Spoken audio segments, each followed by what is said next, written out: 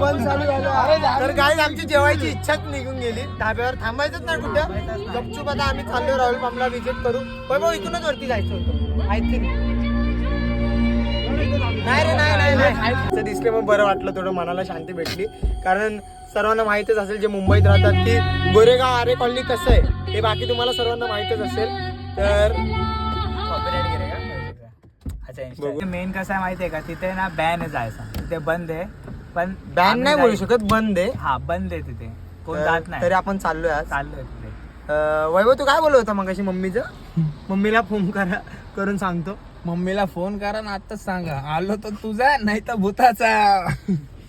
तर एवढी मोठी रिस्क घेऊन चाललोय, तर ऑब्विसली असं वाटणारच. लास्ट ब्लॉग मध्ये आम्ही इथपर्यंत चालतो, रॉयल पाम पर्यंत. 1 मिनिट थांबा, काच खाली घे. तर इथं लास्ट टाइम आपला ब्लॉग एंड झाला.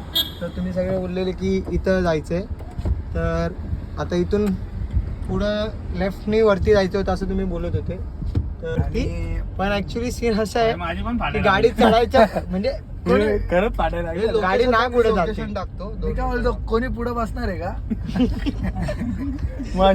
भाऊ मगाशी कॉमेडीच्या मूड मध्ये होता, आता थोडी थोडी हे होती. त्या पुढील जर्नी बघण्यासाठी व्हिडिओला लाईक करा, शेअर करा आणि आम्हाला फॉलो करायला विसरू नका. फाटली